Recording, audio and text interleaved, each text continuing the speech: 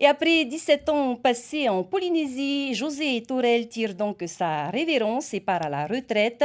L'ancien procureur de la République, actuellement avocat général au parquet, quitte le Fénois au début du mois d'août.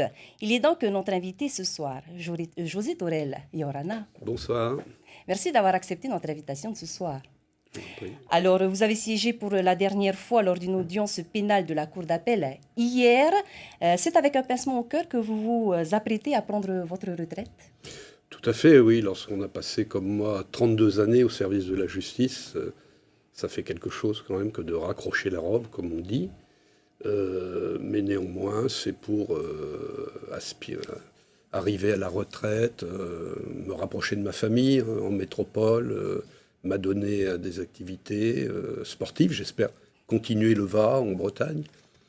Et puis l'apiculture.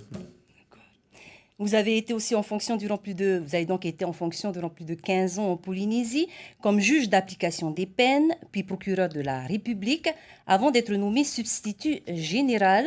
Avez-vous constaté une évolution significative de la délinquance au Fénois durant cette période?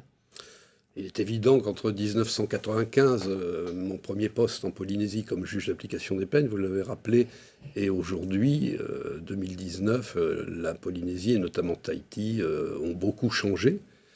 La justice s'est modernisée, s'est informatisée, les choses vont plus vite. Et puis la délinquance, elle aussi, a changé. On assiste par exemple à l'émergence des drogues dures, de l'ice notamment, qui fait des ravages ici, chose qui n'existait pas auparavant. Justement, en parlant de l'ICE, vous le disiez, chose qui n'existait pas il y a 10 ans. Aujourd'hui, elle occupe une grosse part du travail des forces de l'ordre. C'est une situation qui vous inquiète également? C'est une situation qui inquiète toutes les autorités, que ce soit les autorités sanitaires, judiciaires, les forces de sécurité, puisque l'ice est une drogue qui fait à la fois des ravages en matière de santé publique. Les personnes qui le consomment régulièrement connaissent des problèmes de santé, notamment de santé mentale. Et puis, c'est un trafic qui alimente une forme de banditisme contre lequel il faut lutter. On a vu le démantèlement ces dernières années de bandes organisées qui importaient cette drogue et qui la revendaient sur le Fénois. La lutte doit être extrêmement sévère. Alors, José Torel, vous étiez aussi procureur de la République lorsque l'enquête sur le dossier Ada de Floss, portant sur un pacte de corruption présumé, a été lancée. Près de 10 ans plus tard, l'affaire n'a toujours pas été jugée. Comment expliquer ces délais et est-ce qu'ils sont acceptables? Vous savez, le cours de la justice ne s'interrompt jamais. Il ne s'interrompt que lorsqu'une décision définitive a été rendue. La justice, c'est un peu comme une course de VAR. C'est parfois long, c'est difficile, parfois on chavire, il y a des aléas, mais on finit toujours par franchir la ligne d'arrivée. Ce dossier a subi des recours, des annulations. Il est actuellement devant la Chambre de l'instruction et il devrait normalement être rejugé en première instance, je l'espère, prochainement. Alors, de nombreuses affaires aussi ont impliqué des élus ces dernières années. Est-ce qu'elles ont servi d'exemple selon vous? Il s'agit, oui, effectivement, de la lutte contre les atteintes à la probité, ce qu'on appelle les atteintes à la probité, la corruption, le trafic d'influence, le favoritisme dans l'attribution des marchés publics.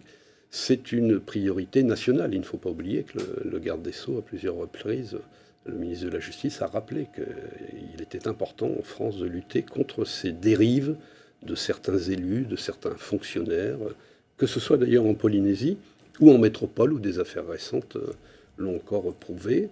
Et je pense qu'à Tahiti, le tribunal de première instance et la cour d'appel ont rendu des décisions fortes dans ce domaine et qui étaient et qui ont, je le pense, servi, sinon d'exemple, en tout cas, ont eu des vertus, comment dire, qui peuvent permettre d'empêcher la récidive. Vous apprêtez donc à prendre votre retraite. Avez-vous des regrets concernant certains dossiers? Des regrets, on en a toujours, vous savez, des affaires non élucidées. Mais comme je vous le disais tout à l'heure, le cours de la justice ne s'interrompt que lorsqu'une décision définitive est rendue. J'en veux pour exemple l'affaire de cette pauvre jeune fille, Rachel Aberos, qui avait été enlevée, violée, tuée. Nous avons réussi à l'élucider 23 ans après, grâce au code génétique. C'est dans ce sens-là, je pense qu'il faut travailler, ne jamais refermer un dossier tant qu'une décision définitive n'est pas prise. José Tourelle, une dernière question. Vous partez en août pour des vacances, vous revenez en octobre, vous comptez rester en Polynésie encore longtemps? Je passerai en tout cas la première partie de ma retraite en métropole, où j'ai de la famille, notamment ma vieille maman. Il faut bien qu'on s'occupe aussi de nos anciens. Mais je laisse en Polynésie ma fille aînée, qui est institutrice ici, Memotua. J'y ai donc des liens de sang. Et donc je reviendrai. Merci encore, José Tourelle, d'avoir bien voulu répondre à nos questions ce soir. Maruru. Merci à vous.